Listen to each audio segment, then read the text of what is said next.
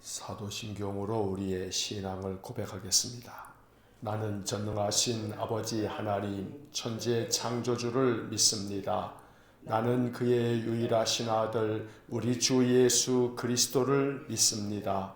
그는 성령으로 잉태되어 동정녀 마리아에게서 나시고 본디오 빌라도에게 고난을 받아 십자가에 못 박혀 죽으시고 장사된 지 사흘 만에 죽은 자 가운데서 다시 살아나셨으며 하늘에 오르시어 전능하신 아버지 하나님 우편에 앉아 계시다가 거기로부터 살아있는 자와 죽은 자를 심판하러 오십니다. 나는 성령을 믿으며 거룩한 공교회와 성도의 교제와 죄를 용서받는 것과 몸의 부활과 영생을 믿습니다. 아멘. 오늘 아침 우리에게 주시는 하나님의 말씀은 고린도전서 10장 14절부터 11장 1절까지의 말씀입니다. 고린도전서 10장 14절부터 11장 1절까지의 말씀을 제가 봉독하겠습니다. 그런즉 내 사랑하는 자들아 우상 숭배하는 일을 피하라. 나는 지혜 있는 자들에게 말함과 같이 하노니 너희는 내가 이르는 말을 스스로 판단하라. 우리가 축복하는 바 축복의 자는 그리스도의 피에 참여함이 아니며 우리가 떼는 떡은 그리스도의 몸에 참여함이 아니냐. 떡이 하나요 많은 우리가 한 몸이니 이는 우리가 다 한 떡에 참여함이라. 육신을 따라 난 이스라엘을 보라. 제물을 먹는 자들이 제단에 참여하는 자들이 아니냐. 그런즉 내가 무엇을 말하느냐. 우상의 제물은 무엇이며 우상은 무엇이냐. 무릇 이방인이 제사하는 것은 귀신에게 하는 것이요 하나님께 제사하는 것이 아니니 나는 너희가 귀신과 교제하는 자가 되기를 원하지 아니하노라. 너희가 주의 잔과 귀신의 잔을 겸하여 마시지 못하고 주의 식탁과 귀신의 식탁에 겸하여 참여하지 못하리라. 그러면 우리가 주를 노여워하시게 하겠느냐. 우리가 주보다 강한 자냐. 모든 것이 가하나 모든 것이 유익한 것은 아니요 모든 것이 가하나 모든 것이 덕을 세우는 것은 아니니 누구든지 자기의 유익을 구하지 말고 남의 유익을 구하라. 무릇 시장에서 파는 것은 양심을 위하여 묻지 말고 먹으라. 이는 땅과 거기 충만한 것이 주의 것임이라. 불신자 중 누가 너희를 청할 때에 너희가 가고자 하거든 너희 앞에 차려놓은 것은 무엇이든지 양심을 위하여 묻지 말고 먹으라. 누가 너희에게 이것이 재물이라 말하거든 알게 한 자와 그 양심을 위하여 먹지 말라. 내가 말한 양심은 너희의 것이 아니요 남의 것이니 어찌하여 내 자유가 남의 양심으로 말미암아 판단을 받으리요. 만일 내가 감사함으로 참여하면 어찌하여 내가 감사하는 것에 대하여 비방을 받으리요. 그런즉 너희가 먹든지 마시든지 무엇을 하든지 다 하나님의 영광을 위하여 하라. 유대인에게나 헬라인에게나 하나님의 교회에나 거치는 자가 되지 말고 나와 같이 모든 일에 모든 사람을 기쁘게 하여 자신의 유익을 구하지 아니하고 많은 사람의 유익을 구하여 그들로 구원을 받게 하라. 내가 그리스도를 본받는 자가 된 것 같이 너희는 나를 본받는 자가 되라. 아멘.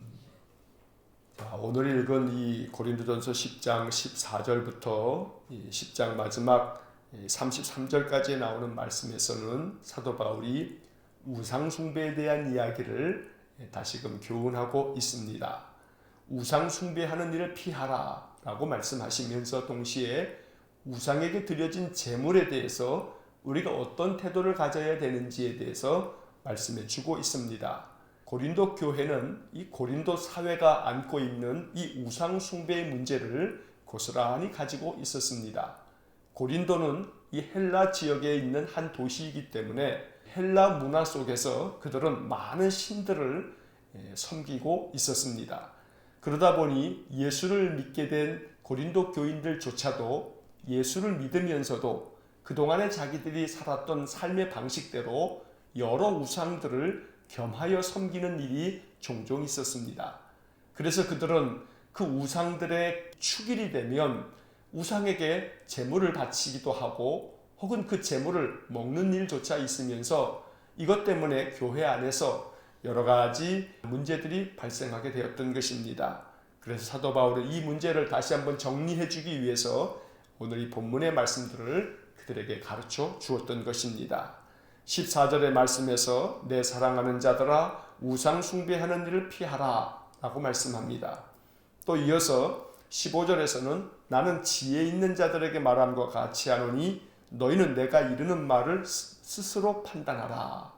이제 내가 너희들한테 여러 가지를 말씀할 텐데 이 말씀을 너희들이 잘 새겨 듣고 지혜 있는 자처럼 행동하라 권하면서 16절에서 우리가 축복하는 바 축복의 잔은 그리스도의 피에 참여함이 아니며 우리가 떼는 떡은 그리스도의 몸에 참여함이 아니냐. 17절 떡이 하나요 많은 우리가 한 몸이니 이는 우리가 다 한 떡에 참여함이라. 자, 이 말씀은 교회 안에서 행하고 있는 이 성찬식에 대한 이야기를 바울이 언급하고 있습니다.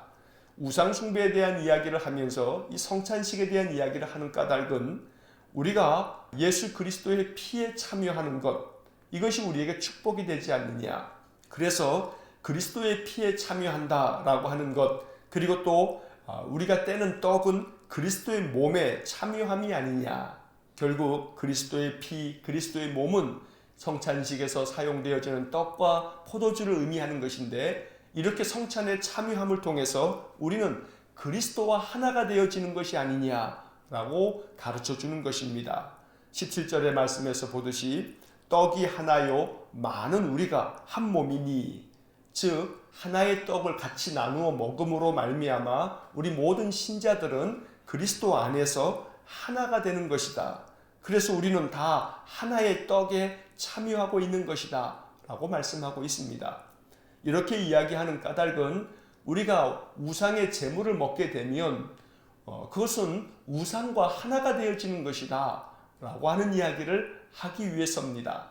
그리스도의 몸과 그리스도의 피를 의미하는 성찬식에 참여함으로써 우리가 모두가 다 한 마음으로 그리스도와 하나가 되어지는 것처럼 만약에 우상에게 드려진 제물을 먹는다 하면 그것은 곧 우상과 하나가 되어지는 것이 된다 라고 하는 이야기를 가르쳐주기 위해서입니다. 18절의 말씀에 육신을 따라 난 이스라엘을 보라 제물을 먹는 자들이 제단에 참여하는 자들이 아니냐. 바로 이 18절이 이러한 뜻입니다.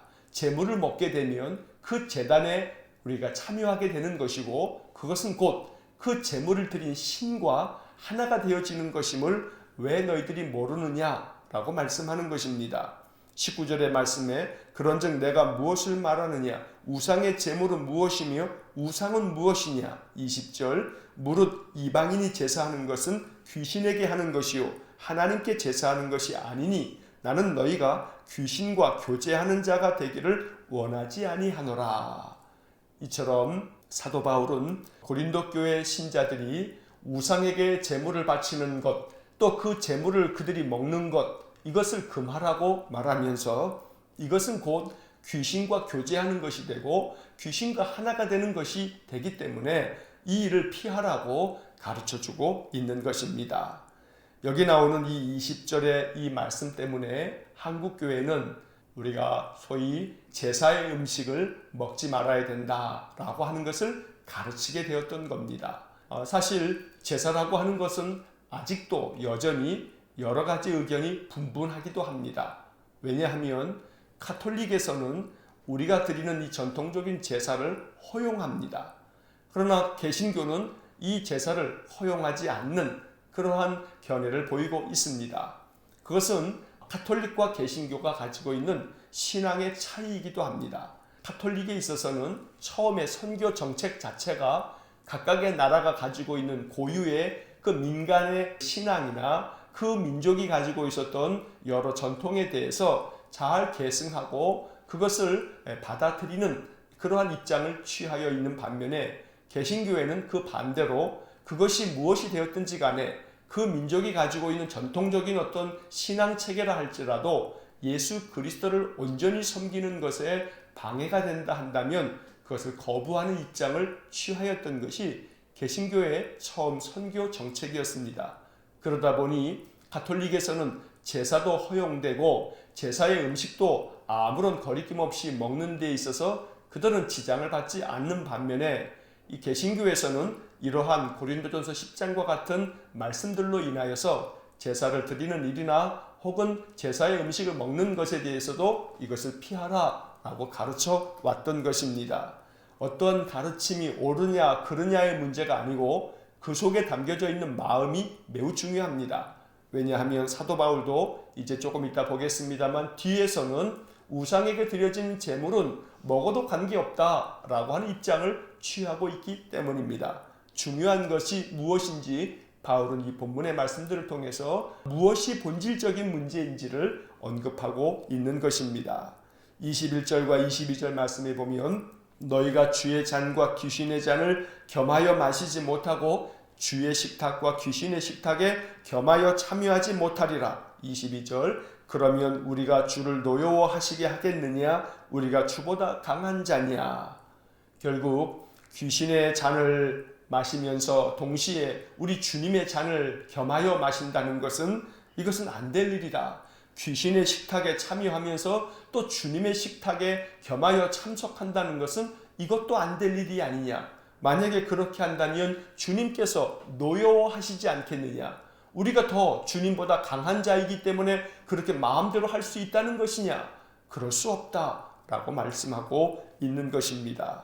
그래서 바울은 이 이야기들을 통해서 주님의 성찬에 참여하는 자들이 우상에게 드려지는 그런 제단 앞에 가서 그 음식을 먹는 일을 삼가야 한다고 바울이 가르쳐주고 있습니다. 그런데 이제 그 다음에 23절 이하의 말씀에서 그럼에도 불구하고 바울이 이야기하는 그 강조점은 무엇이 본질적인 문제인지에 대해서 바울이 추가적으로 가르쳐주고 있습니다. 23절 모든 것이 가하나 모든 것이 유익한 것은 아니요 모든 것이 가하나 모든 것이 덕을 세우는 것은 아니니 24절 누구든지 자기의 유익을 구하지 말고 남의 유익을 구하라. 이것이 바울이 이야기하고자 하는 가장 중요한 핵심입니다. 우상의 제물을 먹는 것이라든지 우상의 제단 앞에 참여한다는 것이 결코 어떤 것에 있어서도 다 가한 일이지만 그러나 그것이 결코 모든 것이 유익한 것은 아니다 라고 말씀하고 있습니다. 어떤 것이든 다 가능한 일이긴 하겠으나 그것이 덕을 세우는 일이 아니라면 그것들을 삼가라고 바울이 가르쳐주고 있는 것입니다. 24절에서 아주 핵심적으로 이야기하는 것은 누구든지 자기의 유익을 구하지 말고 남의 유익을 구하면서 살아라. 이것이 주님의 마음이다 라고 바울은 고린도 교인들에게 교훈하고 있습니다. 이 문제에 대하여 바울이 예를 들어서 이렇게 설명해 줍니다. 25절에서 무릇 시장에서 파는 것은 양심을 위하여 묻지 말고 먹으라. 26절 이는 땅과 거기 충만한 것이 주의 것임이라. 땅과 거기 충만한 것이 주님의 것이다. 이 말은 세상의 모든 것이 다 주님의 것이니 우상에게 드려진 제물도 역시 다 주님의 것이다. 그렇기 때문에 시장에 가서 음식을 살 때 혹시 이것이 우상에게 드려진 제물이 아니요 하면서 따져 물으면서 그렇게 음식을 사지 말아라. 그저 양심을 위하여서 묻지 말고 그냥 먹어라 라고 말씀하고 있습니다. 27절의 말씀에 보면 불신자 중 누가 너희를 청할 때에 너희가 가고자 하거든 너희 앞에 차려놓은 것은 무엇이든지 양심을 위하여 묻지 말고 먹으라. 이 27절에서는 만약에 고린도 지역에 있는 믿지 않는 사람들에게 너희들이 가게 됐을 때 그 믿지 않는 사람이 너희들을 청해서 그 집에서 음식을 먹게 됐는데 만약에 너희들이 그렇게 음식을 먹게 될 때에는 그 주인에게 이 음식이 혹시 우상에게 드려진 제물이 아니요? 라고 이렇게 묻고 그 여부를 따져서 먹든지 안 먹든지 이걸 결정하지 말아라. 다시 말하면 불신자의 집에 가서 음식을 먹게 되면 그것이 우상에게 드려진 제물이든 아니든 관계없이 그렇게 묻지 말고 그냥 먹어라 라고 이야기를 하고 있습니다. 왜냐하면 그렇게 손님을 청하여서 음식을 제공하는 자의 그 마음을 불편하게 하지 말고 먹어도 관계없다 라고 말씀하는 것입니다. 한편 28절의 말씀에 보면 누가 너희에게 이것이 재물이라 말하거든 알게 한 자와 그 양심을 위하여 먹지 말라. 이것은 이렇게 다른 사람의 집에 가서 음식을 먹게 됐는데 만약에 그 중에 어떤 사람이 이것은 우상에게 드려진 재물입니다 라고 말하게 됐을 때는 그 사람이 그렇게 말한 까닭은 당신은 예수 믿는 사람인데 당신 어떻게 할 거요? 라고 하는 식으로 묻는 것이니까 그때는 그 사람의 양심을 위해서라도 네가 먹는 것을 삼가라. 왜냐하면 네가 먹게 되면 그 사람이 아마 실족하게 될지도 모른다. 어떻게 예수 믿는 사람이 저렇게 할 수 있지? 라고 생각할지 모르니 그 사람의 양심이 걸려 넘어가지 않도록 그럴 때는 그것을 먹지 말라고 바울이 가르쳐주고 있는 것입니다. 이러한 원리는 교회 안에서 지금도 우리가 잘 적용해야 될 바입니다. 왜냐하면 이제 교인들 중에 종종 그 식구들 중에 예를 들어서 담배를 피우거나 또 혹은 술을 마시거나 이런 문제들이 아직 걸림이 되어서 아이고 나는 아직도 그렇기 때문에 라고 그렇게 생각하면서 염려하는 이들도 적지 않이 많기 때문에 그렇습니다. 담배를 피우는 것도 술을 마시는 것도 한국 개신교회에서는 초기에 이것을 금하였습니다. 왜냐하면 한국의 선교사들이 찾아왔더니 한국 백성들이 이 담배의 문제와 술의 문제 때문에 그 가정이 여러 가지 위태롭게 되고 파탄에 빠지는 일들이 많이 있었기 때문에 그런 것들을 금하는 그러한 가르침을 베풀었던 것입니다. 하지만 점차 그것이 굳어지면서 담배를 피우는 일이나 술을 마시는 일이 마치 우리의 신앙의 아주 절대적인 문제인 것처럼 이야기하게 되는 그런 풍토가 개신교 안에는 생겨지게 됐습니다. 사실 여러분들이 아시는 것처럼 가톨릭은 신부님도 담배도 피우시고 또 술도 얼마나 잘 마시는지 모릅니다. 그러면 개신교와 가톨릭이 왜 이렇게 차이가 있나? 사실 개신교가 그 부분에 있어서 참된 본질이 무엇인지를 우리가 바르게 잘 가르칠 필요가 있는 것입니다. 담배를 피워도 관계없고 술을 마셔도 관계없습니다. 그것이 우리의 건강을 해치지 않는 범위 내에서 우리의 일상을 해치는 일이 없도록 이렇게 주의하면서 그런데 한편 그것 때문에 어떤 사람이 당신은 그리스도인인데 어찌 그렇소? 라고 하는 사람이 있다면 그 사람이 나로 말미암아 실족할 수 있기 때문에 비록 나에게는 아무 거리낌이 없는 문제이긴 하겠지만 그러나 그 사람에게 유익이 되지 않는다면 내가 내 자유를 삼갈 줄 아는 것 이것이 더 성숙한 사람의 모습이라고 사도 바울이 가르쳐주고 있는 것입니다. 이제 29절에서 그 이야기를 바울이 들려주고 있습니다. 내가 말한 양심은 너희의 것이 아니요 남의 것이니 어찌하여 내 자유가 남의 양심으로 말미암아 판단을 받으리요. 이 이야기는 다시 말하면 나는 자유가 있다는 겁니다. 먹을 자유도 있고 마실 자유도 있고 어떤 것을 할 자유가 다 우리에게는 있습니다.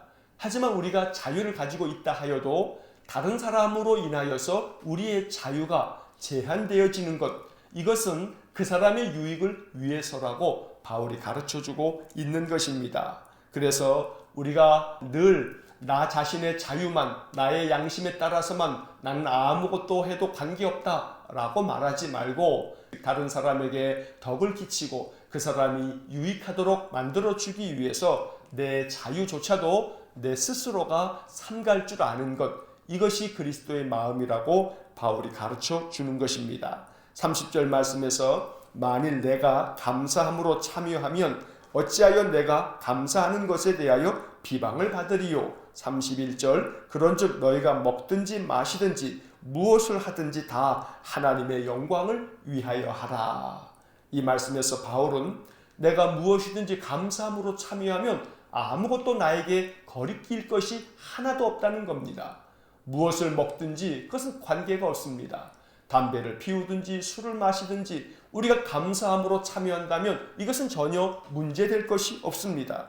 그런데 바울이 이 이야기를 하면서 들려주는 결론은 31절의 말씀처럼 그런즉 무엇을 먹든지 무엇을 마시든지 무엇을 하든지 다 하나님의 영광을 위하여 하라.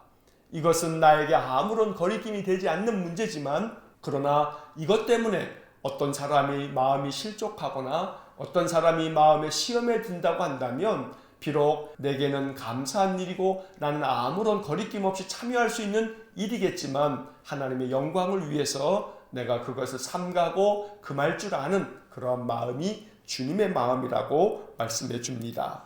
32절의 말씀, 유대인에게나 헬라인에게나 하나님의 교회에나 거치는 자가 되지 말고, 사람들에게 내가 걸림돌이 되어서는 안 된다고 말씀합니다. 나의 행실 때문에, 내가 자유롭게 행할 수 있다는 나의 자유 때문에 다른 사람들의 양심이 걸림돌이 되어서 그들이 그것 때문에 넘어지게 된다면 이것을 삼가는 것이 지혜요 성숙함이라고 말씀하는 겁니다. 33절에서 나와 같이 모든 일에 모든 사람을 기쁘게 하여 자신의 유익을 구하지 아니하고 많은 사람의 유익을 구하여 그들로 구원을 받게 하라. 여기서 다시금 바울은 또 한 번 반복하여 강조하기를, 자신의 유익을 구하면서만 살지 말고 하나님의 영광을 위해서 다른 사람의 유익도 생각하면서 살아라. 이것이 바울의 가르침의 본질입니다. 많은 사람의 유익을 위해서, 그 사람들이 구원을 받도록 하기 위해서 내가 할 수 있는 어떤 자유로운 행동도 내 스스로 삼갈 줄 아는 것, 이것이 주님께서 우리에게 원하시는 주님의 뜻이라고 말씀해 줍니다. 그리고 이어서 11장 1절에서 내가 그리스도를 본받는 자가 된 것 같이 너희는 나를 본받는 자가 되라고 바울이 말씀합니다. 이 말씀이 얼마나 소중한 말씀인지 모릅니다. 바울은 언제나 그리스도를 본받는 삶을 살기 위해서 힘쓰고 애쓴 사람입니다.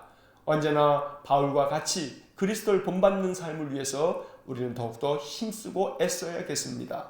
그래서 바울은 내가 그리스도를 본받는 자가 된 것처럼 너희는 나를 본받으라고 말씀합니다.